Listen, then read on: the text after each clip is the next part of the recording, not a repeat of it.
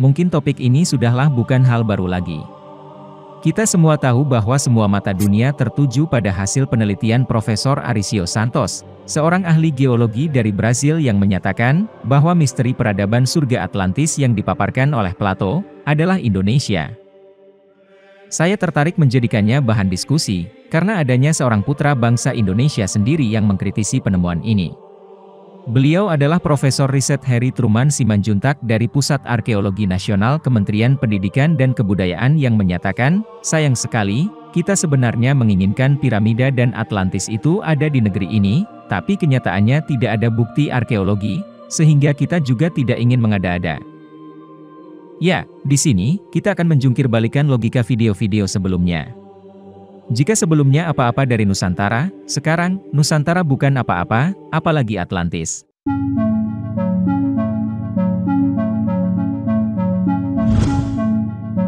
Profesor Arício Santos, menggunakan kajian geologi, paleogeografi, dan paleoiklim yang sangat terbatas.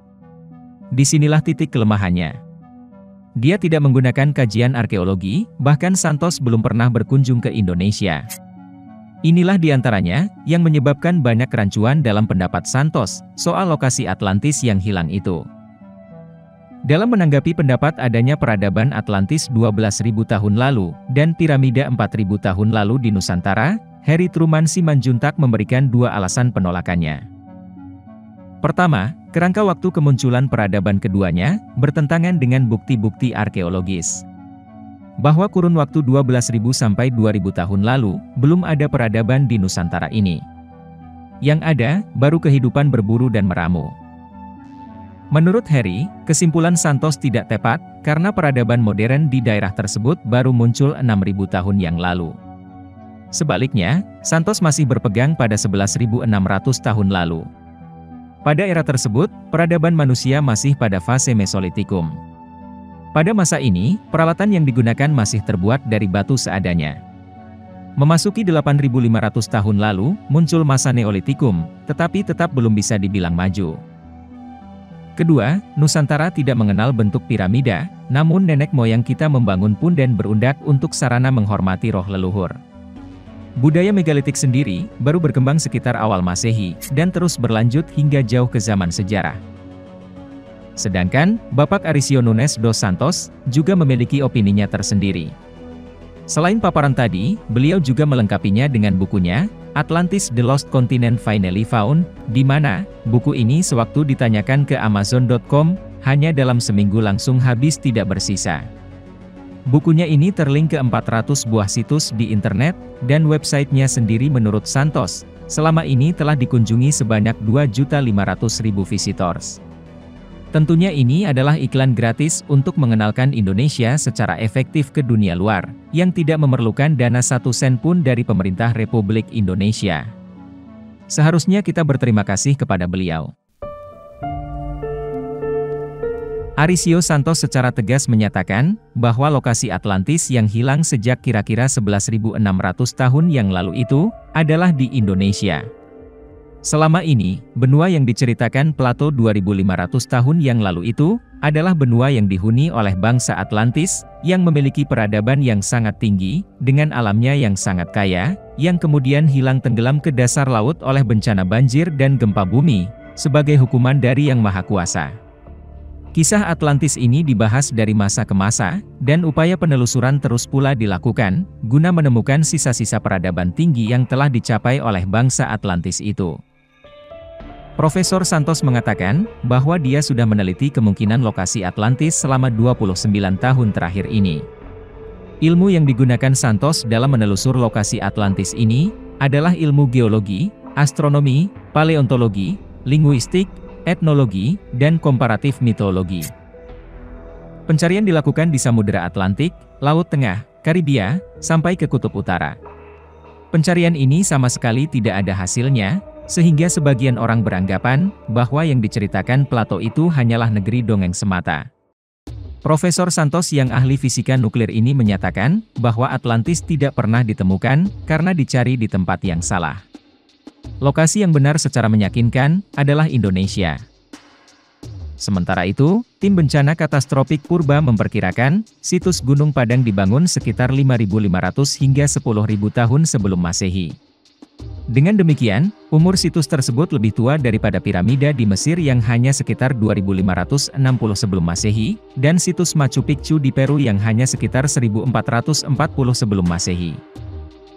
Berdasarkan hasil tes pemetaan geologis, georadar, geolistrik, uji sampel, maupun pengeboran, hipotesis awal menyebutkan bahwa di bawah gundukan batu punden berundak di Gunung Padang itu, sempat ada struktur peradaban. Namun pernyataan berbeda dikemukakan Harry Truman, menurutnya tidak benar. Anggapan bahwa situs Gunung Padang adalah bagian dari Atlantis, dan juga merupakan piramida sebagaimana dipublikasikan selama ini. Menurutnya, Gunung Padang hanya merupakan sebagian kecil dari besarnya isu piramida dan Atlantis. Pusat Arkeologi Nasional sendiri, sudah melakukan penelitian di seluruh pelosok Nusantara selama puluhan tahun. Timnya berkesimpulan, bahwa tidak ada informasi mengenai piramida dan peradaban Atlantis di Nusantara. Harry melanjutkan, isu piramida di Jawa Barat, mirip dengan isu sejenis piramida di Bosnia pada 2005, yang ternyata, para pakar di seluruh dunia menentang adanya piramida tersebut. Di Nusantara, betapa banyak gunung yang berbentuk persis seperti piramida, misalnya Gunung Sewu, atau beberapa gunung di Indonesia Timur. Jika ada kesamaan tipologi, bukan lantas gunung-gunung tersebut adalah bangunan piramida. Plato menulis tentang Atlantis, pada masa di mana Yunani masih menjadi pusat kebudayaan dunia barat. Sampai saat ini belum dapat dideteksi, apakah sang ahli falsafah ini hanya menceritakan sebuah mitos, moral fabel, sains fiksi, ataukah sebenarnya dia menceritakan sebuah kisah sejarah? Ataukah pula dia menjelaskan sebuah fakta secara jujur, bahwa Atlantis adalah sebuah realitas absolut? Plato bercerita, bahwa Atlantis adalah sebuah negara makmur dengan emas, batuan mulia, dan mother of all civilization, dengan kerajaan berukuran benua yang menguasai pelayaran, perdagangan, menguasai ilmu metalurgi, memiliki jaringan irigasi, dengan kehidupan berkesenian, tarian, teater, musik, dan olahraga. Dalam bukunya Plato menyebutkan, bahwa Atlantis adalah negara makmur yang bermandi matahari sepanjang waktu. Padahal zaman pada waktu itu adalah zaman es, di mana temperatur bumi secara menyeluruh adalah kira-kira 15 derajat Celcius lebih dingin dari sekarang. Lokasi yang bermandi sinar matahari pada waktu itu, hanyalah Indonesia, yang memang terletak di Khatulistiwa. Posisi Indonesia terletak pada 3 lempeng tektonis yang saling menekan, yang menimbulkan sederetan gunung berapi mulai dari Sumatera, Jawa, Nusa Tenggara, dan terus ke utara sampai ke Filipina, yang merupakan bagian dari Ring of Fire. Gunung utama yang disebutkan oleh Santos yang memegang peranan penting dalam bencana ini, adalah Gunung Krakatau dan sebuah gunung lain, yang kemungkinan Gunung Toba. Gunung lain yang disebut-sebut dalam kaitannya dengan kisah-kisah mitologi, adalah Gunung Semeru, Gunung Agung, dan Gunung Rinjani. Masih menurut Profesor Santos, para ahli yang umumnya berasal dari Barat, berkeyakinan teguh bahwa peradaban manusia berasal dari dunia mereka. Tapi realitas menunjukkan bahwa Atlantis berada di bawah perairan Indonesia, dan bukan di tempat lain. Walau dikisahkan dalam bahasa mereka masing-masing, ternyata istilah-istilah yang digunakan, banyak yang merujuk ke hal atau kejadian yang sama. Santos menyimpulkan, bahwa penduduk Atlantis terdiri dari beberapa suku atau etnis, di mana 2 buah suku terbesar adalah Aryan dan Dravidas. Semua suku bangsa ini sebelumnya berasal dari Afrika 3 juta tahun yang lalu, yang kemudian menyebar ke seluruh Eurasia dan ke timur sampai Australia lebih kurang 1 juta tahun yang lalu. Di Indonesia, mereka menemukan kondisi alam yang ideal untuk berkembang, yang menumbuhkan pengetahuan tentang pertanian serta peradaban secara menyeluruh. Ini terjadi pada zaman Pleistosen, di mana pada zaman es itu, Atlantis adalah surga tropis dengan padang-padang yang indah, gunung, batu-batu mulia, metal berbagai jenis, parfum, sungai, danau, saluran irigasi, pertanian yang sangat produktif, istana emas dengan dinding-dinding perak, gajah, dan bermacam hewan liar lainnya. Menurut Santos, hanya Indonesialah yang sekaya ini. Ketika bencana yang diceritakan terjadi, di mana air laut naik setinggi kira-kira 130 meter, penduduk Atlantis yang selamat terpaksa keluar dan pindah ke India, Asia Tenggara, Cina, Polinesia, dan Amerika. Suku Aryan yang bermigrasi ke India, mula-mula pindah dan menetap di lembah Indus. Karena glasier Himalaya juga mencair dan menimbulkan banjir di lembah Indus, mereka bermigrasi lebih lanjut ke Mesir, Mesopotamia, Palestina, Afrika Utara, dan Asia Utara. Di tempat-tempat baru ini mereka kemudian berupaya mengembangkan kembali budaya Atlantis yang merupakan akar budaya mereka. Catatan terbaik dari tenggelamnya benua Atlantis ini dicatat di India, melalui tradisi-tradisi cuci di daerah seperti Lanka, Kumarikandam, Tripura, dan lain-lain. Mereka adalah pewaris dari budaya yang tenggelam tersebut. Sementara suku Davidas yang berkulit lebih gelap, tetap tinggal di Indonesia. Migrasi besar-besaran ini dapat menjelaskan timbulnya secara tiba-tiba atau seketika teknologi maju seperti pertanian, pengolahan batu mulia, metalurgi, agama, dan itu semuanya adalah bahasa dan abjad di seluruh dunia, selama masa yang disebut Neolithic Revolution. Bahasa-bahasa dapat ditelusuri berasal dari Sanskerta dan Dravida. Karenanya, bahasa-bahasa di dunia sangat maju dipandang dari gramatika dan semantik. Contohnya adalah abjad. Semua abjad menunjukkan adanya sidik jari dari India, yang pada masa itu merupakan bagian yang integral dari Indonesia.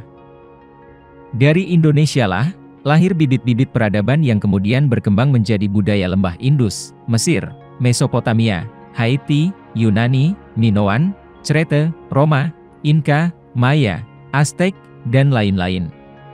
Budaya-budaya ini mengenal mitos yang sangat mirip.